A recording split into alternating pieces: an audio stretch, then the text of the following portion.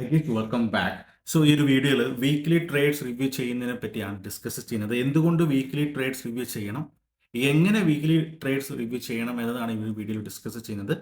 എന്തുകൊണ്ട് ചെയ്യണമെന്ന് ചോദിച്ചിട്ടുണ്ടെങ്കിൽ നിങ്ങളുടെ ട്രേഡിങ്ങിൽ നിങ്ങളുടെ ആത്മവിശ്വാസം കൂട്ടാനും നിങ്ങളുടെ ട്രേഡിങ്ങിൽ ഒരു കൺട്രോൾ കൊണ്ടുവരാനും ഒരു ഫോക്കസ് കൊണ്ടുവരാനും വീക്ക്ലി ട്രേഡ് റിവ്യൂ ചെയ്യുന്നത് കൊണ്ട് സാധിക്കും. അപ്പോൾ എങ്ങനെ ചെയ്യണമെന്ന് ഞാൻ പറയാം. ഇപ്പോൾ ഞാനിവിടെ എക്സൽ ഷീറ്റ് ജസ്റ്റ് ഒന്ന് ഓപ്പൺ ചെയ്തിട്ടുണ്ട്. അപ്പോൾ ഇവിടെ കുറച്ച് കാര്യങ്ങൾ എഴുതിയിട്ടുണ്ട്. വളരെ സിമ്പിളായിട്ട് നമ്മൾ ഒരു 30 മിനിറ്റ് കൊണ്ട് തന്നെ നമുക്കൊരു വീക്ക്ലി ട്രേഡ്സ് റിവ്യൂ ചെയ്തെടുക്കാൻ വേണ്ടി പറ്റും. ഓക്കെ, അപ്പോൾ ഇവിടെ കുറച്ച് കാര്യങ്ങൾ. ഫസ്റ്റ് കാര്യം നമുക്ക് നമ്പർ ഓഫ് ട്രേഡ്സ്. അപ്പോൾ പേഴ്സണലി ഞാൻ ലാസ്റ്റ് വീക്കിൽ ഏകദേശം ഒരു 3 ട്രേഡാണ് എടുത്തിരുന്നത്. അപ്പോൾ ആ ഒരു 3 ട്രേഡ്സ് റിവ്യൂ എന്ന് ഞാൻ ചെയ്ത് കാണിച്ചു തരാം എങ്ങനെയാണ് ഞാൻ ചെയ്യുന്നത് എന്നുള്ളത്. അപ്പോൾ ആദ്യം ആ ഒരു ട്രേഡ് അനാലിസിസ് ചെയ്തിട്ട് എങ്ങനെ ഞാനിത് ഫില്ല് ചെയ്യുന്നു എന്നതുകൂടി ഞാൻ ജസ്റ്റ് ഒന്ന് എക്സ്പ്ലെയിൻ ചെയ്യാം. അപ്പോൾ ഈ ഒരു വീക്കിൽ ഞാൻ ഏകദേശം ഒരു 3 ട്രേഡ് മാത്രമേ എടുത്തിട്ടുണ്ടായിരുന്നു. 2 ദിവസം ഞാൻ അവൈലബിൾ ആയിരുന്നില്ല. ഫസ്റ്റ് ട്രേഡ് മൺഡേ എടുത്തിരുന്നത്. സോ മൺഡേയിൽ ഏകദേശം അതിന് മുൻപത്തെ ദിവസം നോക്കുകയാണെങ്കിൽ ഒരു ഹയർ ഹൈ ഫോർമേഷൻ ആയിരുന്നു ഉണ്ടായിരുന്നുകൊണ്ടിരുന്നത്. അതുകൊണ്ട് തന്നെ മൺഡേയിൽ മാർക്കറ്റ് ഓപ്പൺ ചെയ്യുന്നതിന് മുൻപ് തന്നെ അല്ലെങ്കിൽ പ്രീ മാർക്കറ്റ് അനാലിസിസിൽ തന്നെ എൻ്റെ വ്യൂ എന്ന് പറയുന്നത് ഒരു ബുള്ളിഷ് വ്യൂ ആണ് ഉണ്ടായിരുന്നത്. ബുള്ളിഷ് വ്യൂ മീൻസ് നമ്മൾ നോക്കുന്നത് ബൈയിങ് ഓപ്പർച്യൂണിറ്റിക്ക് വേണ്ടി മാത്രം നോക്കും, റൈറ്റ്? അപ്പോൾ അങ്ങനെയുള്ളൊരു പ്ലാനാണ് ഞാൻ എൻ്റെ അടുത്ത് ബൈ എടുക്കാൻ വേണ്ടിയിട്ടുള്ളത്. പക്ഷേ അന്നത്തെ ദിവസം മാർക്കറ്റ് ഓപ്പൺ ചെയ്തത് ഒരു ഗ്യാപ് ഡൗൺ ആയിട്ട് ഓപ്പൺ ചെയ്ത് പിന്നീട് വലിയ ഒരു സ്ട്രെങ്തോ കാര്യങ്ങളോ ഒന്നും അവിടെ ഉണ്ടായിരുന്നില്ല. ഈ ലെവലിൽ റെസിസ്റ്റൻസ് എടുത്ത് ചെറിയൊരു വീക്ക്നെസ് ആണ് കണ്ടിരുന്നത്. അപ്പോൾ അതുകൂടാതെ ബുള്ളിഷ് വ്യൂവിൽ നമുക്കിപ്പോൾ ബുള്ളിഷ് വ്യൂ തന്നെ നമുക്ക് പിടിച്ചുകൊണ്ടിരിക്കാൻ വേണ്ടി പറ്റില്ല. ഒരു ഇൻവാലിഡ് പ്ലാൻ ഉണ്ടായിരുന്നു. അപ്പോൾ എൻ്റെ ഒരു ഇൻവാലിഡ് പ്ലാൻ മീൻസ് ഈ ഒരു സിംഗിൾ ലോ ബ്രേക്ക് ഡൗൺ നടക്കുകയാണെങ്കിൽ, ഇതിൻ്റെ താഴോട്ട് വരുവാണെങ്കിൽ, എസ്പെഷ്യലി 59,500 ലെവലിൽ വരുവാണെങ്കിൽ എൻ്റെ വ്യൂ മാറി ബീറിഷിലോട്ട് വരുമെന്നുള്ളത്. അപ്പം ആ ഒരു പ്ലാൻ ഉണ്ടായിരുന്നു. അപ്പം ഞാൻ ഇതൊക്കെ എൻ്റെ ടെലഗ്രാം ചാനലിൽ എപ്പോഴും അപ്ഡേറ്റ് ചെയ്യാറുണ്ട്. ആദ്യത്തെ എൻ്റെ വ്യൂ ബുള്ളിഷ് ആണെന്നുള്ളതും അത് എപ്പോഴാണ് ബീറിഷ് എന്ന് മാറി എന്നുള്ളത് ലൈവായിട്ട് തന്നെ ഞാൻ അപ്ഡേറ്റ് ചെയ്തിട്ടുണ്ടായിരുന്നു. അപ്പം 59,500 ലെവലിൻ്റെ താഴെ വന്ന സമയത്ത് ഞാൻ ഇവിടെ നിന്നാണ് ഒരു ട്രേഡ് ഞാൻ കൺസിഡർ ചെയ്തത്. ബീറിഷ് വ്യൂ ബുള്ളിഷ് നിന്ന് മാറി ബീറിഷിലോട്ട് വന്ന സമയത്ത് ഇവിടുന്ന് ഞാൻ ബാങ്ക് നിഫ്റ്റി പുട്ട് ഓപ്ഷനിലൊരു ട്രേഡ് ഞാൻ അവിടുത്തെ കൺസിഡർ ചെയ്തു. സെൽ എൻട്രി ബാങ്ക് നിഫ്റ്റി മാത്രമല്ല നിഫ്റ്റിയിൽ ഞാൻ സെയിം ട്രേഡ് എടുത്തിരുന്നു. പിന്നെ അത് കഴിഞ്ഞ് മാർക്കറ്റ് താഴോട്ട് പോയി. അപ്പം നിങ്ങൾ വിചാരിക്കും നല്ല ഒരു പ്രോഫിറ്റ് ബുക്ക് ചെയ്തു എന്നുള്ളത്. പക്ഷേ ആക്ച്വലി ഈ ഒരു ട്രേഡിൽ ഞാൻ ലോസ് ആണ് ബുക്ക് ചെയ്തത്. മാർക്കറ്റ് ഇതിൻ്റെ മുകളിലോട്ട് വീണ്ടും വന്ന സമയത്ത് ഒരു കൺഫ്യൂഷൻ വന്നു. അപ്പോൾ ചെറിയ ലോസ്, നേരിയ ഒരു 15-17 പോയിന്റിൻ്റെ അടുത്താണ് ഞാൻ ലോസ് ബുക്ക് ചെയ്തത്. ആക്ച്വലി അതൊരു മിസ്റ്റേക്ക് ആയിരുന്നു. അതിനെപ്പറ്റി ഞാൻ ആ ഒരു റിവ്യൂ ചെയ്യുന്ന സമയത്ത് ഞാൻ എക്സ്പ്ലെയിൻ ചെയ്യാം. ഓക്കെ, ഇതായിരുന്നു എൻ്റെ മൺഡേയിൽ എടുത്ത ട്രേഡ്. വ്യൂ ഒക്കെ കറക്റ്റ് ആയിരുന്നു, ബട്ട് സ്റ്റിൽ ലോസ് ബുക്ക് ചെയ്തു. ഓക്കെ, അത് കഴിഞ്ഞ് 10-ാം തീയതി ചൊവ്വാഴ്ച ഞാൻ ഉണ്ടായിരുന്നില്ല, ആൻഡ് ബുധനാഴ്ചയും ഞാൻ ഉണ്ടായിരുന്നില്ല, തിരക്കായിരുന്നു. വ്യാഴാഴ്ച നമ്മൾ 11-ാം തീയതി നമ്മൾ നോക്കുന്ന സമയത്ത് അന്ന് മാർക്കറ്റിൽ വരുന്നതിന് മുൻപ് തന്നെ പ്രീ മാർക്കറ്റ് അനാലിസിസ് വഴി എൻ്റെ ഒരു പ്ലാൻ എന്ന് പറഞ്ഞിട്ടുണ്ടെങ്കിൽ ബുള്ളിഷ് വ്യൂ ആണ്. അതായത് ബൈ ഓപ്പർച്യൂണിറ്റിക്ക് വേണ്ടിയാണ് വെയിറ്റ് ചെയ്തിരുന്നത്. ഒരു ബൈയിങ് എൻട്രിക്ക് വേണ്ടിയാണ് വെയിറ്റ് ചെയ്തിരുന്നത്. അപ്പോൾ എന്തുകൊണ്ട് അന്നത്തെ ദിവസം ബുള്ളിഷ് വ്യൂ നോക്കുകയാണെങ്കിൽ നമ്മളൊരു ഹയർ ടൈം ഫ്രെയിം ഒരു 15 മിനിറ്റിൻ്റെ ചാർട്ട് നോക്കിയാൽ തന്നെ ക്ലിയർ ആയിട്ട് നമുക്ക് മാർക്കറ്റ് പറഞ്ഞു തരുന്നുണ്ട്. മാർക്കറ്റ് ഇപ്പം ആ ഒരു ബോട്ടം ലെവലിലാണ് ഉള്ളത്. ഇവിടെ നമുക്ക് ഒരുപാട് സപ്പോർട്ട് ലെവൽ 59,000 ലെവലൊക്കെ ഉണ്ട്. അപ്പോൾ ആ ഒരു ലെവലിൽ നിന്ന് എപ്പോൾ വേണമെങ്കിലും ഒരു ബൗൺസ് ബാക്ക് ഞാൻ എക്സ്പെക്ട് ചെയ്തിരുന്നു. അതുകൊണ്ട് തന്നെയാണ് ഞാനൊരു ബുള്ളിഷ് വ്യൂ അന്ന് ഞാൻ കീപ്പ് ചെയ്തിരുന്നത്. എസ്പെഷ്യലി നമുക്ക് അവിടെ 59,000 ഒരു സൈക്കോളജിക്കൽ ലെവൽ കൂടി നമുക്ക് അവിടെ ഉണ്ട്. സോ അതുകൊണ്ട് തന്നെ ആ ഒരു ഞാനവിടെ വെയിറ്റ് ചെയ്തിരുന്നു. അതിനുവേണ്ടി മാർക്കറ്റ് ഓപ്പൺ ചെയ്തു, ഒരു റെസിസ്റ്റൻസ് എടുത്ത് ഒരു സെല്ലിംഗ് നടന്നു, വെയിറ്റ് ചെയ്തിരുന്നു. അത് കഴിഞ്ഞ് ഈ ഒരു ഏരിയയിൽ നിന്നൊരു ഡബ്ല്യു പാറ്റേൺ വന്ന സമയത്തിന് ഏകദേശം കൺഫേം ചെയ്തിരുന്നു മാർക്കറ്റ് ഇവിടെ നിന്ന് റിവേഴ്സ് വരും എന്നുള്ളത്. അത് കഴിഞ്ഞ് 59,000 അതായത് ഏകദേശം ഈ ഒരു പോയിന്റ് ലെവലിലാണ് ഞാൻ എൻ്റെ ബൈ എൻട്രി എടുത്തിരുന്നത് കോൾ ഓപ്ഷനിൽ. അത് കഴിഞ്ഞ് വെയിറ്റ് ചെയ്തിരുന്നു, ഫുൾ ബാക്ക് വന്നു.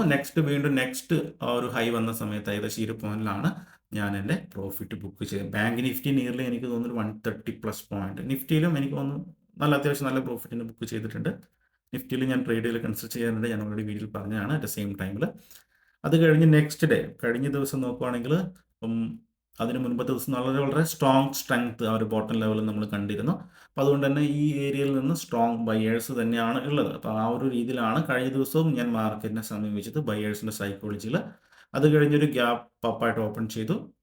അപ്പോൾ തന്നെ ഏകദേശം ഐഡിയ ഉണ്ട് ബയേഴ്സ് സ്ട്രോങ് ആയതുകൊണ്ട് തന്നെ ബയേഴ്സ് വരാനുള്ളത്. അപ്പോൾ ഫസ്റ്റ് പുൾ ബാക്കിൽ തന്നെ ഞാൻ ഇവിടുത്തെ ബൈ എൻട്രി എടുത്തു. നെക്സ്റ്റ് ഒരു സ്പൈക്ക് അവിടെ കാണാൻ വേണ്ടി പറ്റും. ആ ഒരു സ്പൈക്കിൽ ഏകദേശം ഒരു 80+ പോയിന്റ് അവിടെ നിന്നാണ് പ്രോഫിറ്റ് ബുക്ക് ചെയ്തത്. 86-85 സംതിങ് പോയിന്റ് ഞാൻ അവിടെ നിന്ന് ബുക്ക് ചെയ്തിട്ടുണ്ട്. ഇതായിരുന്നു എൻ്റെ കഴിഞ്ഞ ദിവസത്തെ ട്രേഡ്. അപ്പോൾ ഈ ഒരു വീക്കിൽ 3 ട്രേഡുകളാണ് എടുത്തിരുന്നത്. 2 ദിവസം അവൈലബിൾ ആയിരുന്നില്ല. അപ്പം വളരെ സിമ്പിളായിരുന്നു. വളരെ പെട്ടെന്ന് തന്നെ നമുക്കിത് റിവ്യൂ ചെയ്യാൻ വേണ്ടി പറ്റിയിട്ടുണ്ട് അല്ലേ? ഞാനൊരു ദിവസം ഒരു ട്രേഡ് എടുക്കുന്നുണ്ടെങ്കിൽ എനിക്ക് വളരെ പെട്ടെന്ന് തന്നെ റിവ്യൂ ചെയ്യാൻ വേണ്ടി പറ്റിയിട്ടുണ്ട്. അപ്പോൾ നിങ്ങൾ 10 ട്രേഡ് ആണെങ്കിലും ശരി, 50 ട്രേഡ് ആണെങ്കിലും ശരി, ഇതുപോലെ ജസ്റ്റ് ഒന്ന് റിവ്യൂ ചെയ്യാൻ വേണ്ടി ശ്രമിക്കുക. നമ്മൾ എവിടെയാണ് ട്രേഡുകൾ എടുത്തതെന്നുള്ളതും അതൊക്കെ ഒന്ന് നോട്ട് ഡൗൺ ചെയ്യാൻ വേണ്ടി ശ്രമിക്കാം. വളരെ സിമ്പിളാണ്. എന്തായാലും നിങ്ങൾ മസ്റ്റായിട്ട് ചെയ്യേണ്ടതാണ്. അങ്ങനെ ചെയ്യുന്ന സമയത്ത് നിങ്ങൾക്ക് ചെയ്ത മിസ്റ്റേക്കുകൾ, ഇപ്പോൾ ഞാൻ ഇവിടെ ഒരു മിസ്റ്റേക്ക് ചെയ്തിട്ടുണ്ട്. അതെനിക്ക് റിവ്യൂ ചെയ്ത സമയത്ത്, വീക്കിലി റിവ്യൂ ചെയ്ത സമയത്ത് അതെനിക്ക് മനസ്സിലായി. അപ്പോൾ നമുക്ക് ഈ ചെക്ക് ലിസ്റ്റിൽ ആ കാര്യങ്ങളൊക്കെ ഉൾപ്പെടുന്നു. അപ്പോൾ ചെക്ക് ലിസ്റ്റിൽ രണ്ടാമതുള്ള ഒരു കാര്യമാണ് നെറ്റ് പി ആൻഡ് എൽ. അപ്പോൾ ജസ്റ്റ് റെഫറൻസിന് വേണ്ടി ഞാൻ ഏകദേശം ഒരു ബാങ്ക് നിഫ്റ്റി നോക്കുവാണെങ്കിൽ 190+ പോയിന്റ് ബുക്ക് ചെയ്തിട്ടുണ്ട്. പിന്നെ ഫോളോഡ് ട്രേഡിംഗ് പ്ലാൻസ്, നമ്മുടെ റൂൾസ്, യെസ് ഞാനവിടെ ഫോളോ ചെയ്തിട്ടുണ്ട്. Followed risk rules, definitely risk rules ഒക്കെ ഞാൻ ഫോളോ ചെയ്തിട്ടുണ്ട്. എൻട്രീസ് പ്ലാൻഡ്, യെസ് പ്ലാൻ ചെയ്ത എൻട്രികളാണ് ഞാൻ കൂടുതലും എടുത്തിരിക്കുന്നത്. Then stop loss respected. Actually അതൊരു ക്വസ്റ്റ്യൻ ആണ്, ഞാനത് കറക്റ്റായിട്ട് ചെയ്തിട്ടില്ല അല്ലേ. ഞാൻ ആ ഒരു മൺഡേ തിങ്കളാഴ്ച എടുത്ത ട്രേഡ് നോക്കുവാണെങ്കിൽ അതിൻ്റെ ആൻസർ നോ ആണ്. കാരണം ഞാൻ തിങ്കളാഴ്ച എടുത്ത എൻ്റെ വ്യൂ കറക്റ്റ് ആയിരുന്നു. ഞാൻ എടുത്ത ട്രേഡ്സ് ഏകദേശം ഈ ഒരു പോയിന്റിൽ സെൽ എൻട്രി പുട്ട് ഓപ്ഷനിലാണ് ട്രേഡ് എടുത്തിരുന്നത്. പക്ഷേ ഞാൻ എക്സിറ്റ് ചെയ്തത് ഏകദേശം അതിൻ്റെ മുകളിലോട്ട് വന്ന സമയത്ത്, അതായത് കഴിഞ്ഞ ദിവസം ട്രെൻഡ് പോസിറ്റീവ് ആയതുകൊണ്ട് തന്നെ ഒരു ചെറിയൊരു പേടി പോലെ ഫീൽ ചെയ്ത് ഈ ഒരു ലെവലിൽ മുകളിലോട്ട് പോകുമെന്ന് വിചാരിച്ചിട്ട് ഞാൻ ചെറിയ ലോസിലാണ് ബുക്ക് ചെയ്തത്. ഏകദേശം ഒരു 17 പോയിന്റ് ലോസ്. നോർമലി ഞാനൊരു സ്റ്റോപ്പ് ലോസ് ബാങ്ക് നിഫ്റ്റിയിൽ ഒരു 60 മുതൽ 100 പോയിന്റ് വരെ സ്റ്റോപ്പ് ലോസ് വെക്കുന്ന ഒരാളാണ്. പക്ഷേ ഇവിടെ ഞാനത് കറക്റ്റായിട്ട് ഫോളോ ചെയ്തിട്ടുണ്ടായിരുന്നില്ല. എൻ്റെ സ്റ്റോപ്പ് ലോസിനെ ഞാൻ റെസ്പെക്റ്റ് ചെയ്തിട്ടുണ്ടായിരുന്നില്ല. റൈറ്റ്. അതുകൊണ്ട് തന്നെയാണ് ചെറിയ ലോസ് ബുക്ക് ചെയ്യേണ്ടി വന്നത്. അപ്പോൾ അതൊരു റെഡ് ഫ്ലാഗ് ആണ്. അത് മനസ്സിലായി. ഓക്കെ. ഇല്ലെങ്കിൽ എനിക്ക് അത് കറക്റ്റായിട്ട് ഫോളോ ചെയ്തിരുന്നെങ്കിൽ എനിക്ക് ആ ഒരു മൂവ്മെൻറ്റ് ഈസിലി നമുക്കത് ക്യാപ്ചർ ചെയ്ത് തന്നെ. അപ്പോൾ ആ ഒരു പോയിന്റ് എനിക്ക് മനസ്സിലായി കറക്റ്റായിട്ട് ഫോളോ ചെയ്തിട്ടില്ല. അപ്പോൾ അത് ഞാൻ നോട്ട് ചെയ്ത് വെച്ചിരുന്നു. രണ്ടാമത്തെ പ്രോഫിറ്റ് ആസ് പ്ലാൻ, നമ്മുടെ പ്രോഫിറ്റ് യെസ് പ്ലാൻ അനുസരിച്ച് തന്നെയാണ് നമ്മൾ പ്രോഫിറ്റ് പ്ലാൻ ചെയ്തിരിക്കുന്നത്. യെസ്. അപ്പോൾ അത് നമുക്കവിടെ ജസ്റ്റ് യെസ് എന്ന് വേണമെങ്കിൽ നമുക്ക് എഴുതാം. റൈറ്റ്. പിന്നെ അതിൻ്റെ തൊട്ട് താഴെയിലെ ബെസ്റ്റ് പെർഫോമിംഗ് സെറ്റപ്പ്. അപ്പം ഈ ഒരു വീക്കിൽ നോക്കുവാണെങ്കിൽ ഞാൻ ഫ്രൈഡേ എടുത്ത ആ ഒരു ട്രേഡാണ് ഒരു ബെസ്റ്റ് പെർഫോമിംഗ് സെറ്റപ്പ് എന്ന് ഞാൻ പറയുന്നത്. ഫ്രൈഡേ എടുത്ത ട്രേഡ് ഏകദേശം ഒരു 80+ പോയിന്റ് ആണ് ബുക്ക് ചെയ്തിരുന്നെങ്കിലും അത് എൻ്റെ ഒരു one of my favourite setup ആണ്. എപ്പോൾ എടുത്താലും ഈ കണ്ടീഷൻസ്, എപ്പോഴും എടുത്ത ഇതുപോലെ സ്ട്രക്ചറിൽ എപ്പോഴും ആ വർക്ക് ചെയ്യുന്ന ഒരു സെറ്റപ്പാണ്. ഇവിടെ നിന്നാണ് എൻട്രി എടുത്തിരുന്നത്. സോ അത് ഞാൻ കൺസിഡർ ചെയ്യുന്നത് ഈ ഒരു വീക്കിലെ ബെസ്റ്റ് ട്രേഡ്സ് എന്ന രീതിയിൽ തന്നെയാണ്. റൈറ്റ്. അത് പോയിന്റ് ബേസിലൊന്നുമല്ല, ആ ഒരു ട്രേഡ് സെറ്റപ്പിനനുസരിച്ചിട്ടാണ്. പിന്നെ ബാക്കിയുള്ള കാര്യങ്ങൾ നിങ്ങൾക്ക് ഇവിടെ കാണാൻ വേണ്ടി പറ്റും. അപ്പോൾ നിങ്ങൾ എന്തെങ്കിലും മിസ്റ്റേക്ക് കാര്യങ്ങൾ അടുത്ത വീക്കിൽ ഫിക്സ് ചെയ്യണമെങ്കിൽ നിങ്ങൾക്ക് ഈ കാര്യങ്ങളൊക്കെ നോട്ട് ചെയ്ത് വെച്ചിരിക്കാം. എന്തെങ്കിലും റൂൾസിൽ അപ്ഡേറ്റ് ചെയ്യണമെങ്കിൽ, എന്തെങ്കിലും സ്പെസിഫൈഡ് മിസ്റ്റേക്ക് ചെയ്യുന്നുണ്ടെങ്കിൽ ഇതൊക്കെ നിങ്ങൾ നോട്ട് ചെയ്ത് വെച്ച് നിങ്ങൾക്ക് എന്താണ് മാർക്ക് ചെയ്യാം നെക്സ്റ്റ് വീക്കിൽ. അപ്പോൾ ഇതുപോലെ നിങ്ങൾക്ക് റിവ്യൂ ചെയ്യാം. ഈ ഒരു റിവ്യൂ ചെയ്യാൻ കൂടി വന്നാൽ ഒരു 30 മിനിറ്റ് മാത്രമേ എടുക്കുള്ളൂ. സോ ആ ഒരു 30 മിനിറ്റ് കൊണ്ട് നിങ്ങൾക്ക് എന്തായാലും ഗുണം മാത്രമേ ഉണ്ടാവുള്ളൂ. ഗുണം മാത്രമല്ല, നിങ്ങളുടെ കോൺഫിഡൻസ് കൂട്ടും. നിങ്ങൾക്ക് കൺട്രോളിലായിരിക്കും നിങ്ങളുടെ ട്രേഡിംഗ്, ഫോക്കസ്ഡ് ആയിരിക്കും, ലേൺ ചെയ്യാൻ വേണ്ടി പറ്റും. ഇങ്ങനെയാണ് എല്ലാവരും ഇമ്പ്രൂവ്മെൻറ്റ് ചെയ്യുന്നത്. അപ്പോൾ ഇപ്പോൾ തന്നെ നിങ്ങളുടെ ലാസ്റ്റ് വീക്കിലെടുത്ത നിങ്ങളുടെ 10 ആണെങ്കിലും ശരി, 20 ആണെങ്കിലും ശരി, 50 ട്രേഡ് ആണെങ്കിലും ശരി, അത് റിവ്യൂ ചെയ്ത് നോക്കുക. എങ്കിലേ നിങ്ങളുടെ ആ ഒരു പാറ്റേൺ നിങ്ങൾക്ക് മനസ്സിലാവും. റൈറ്റ്. അപ്പോൾ ഈ ഒരു വീഡിയോ എല്ലാവർക്കും ഹെൽപ്ഫുൾ ആണെന്ന് വിചാരിക്കുന്നു. പുതിയൊരു വീഡിയോ ആയിട്ട് നമുക്ക് കാണാം. So bye bye.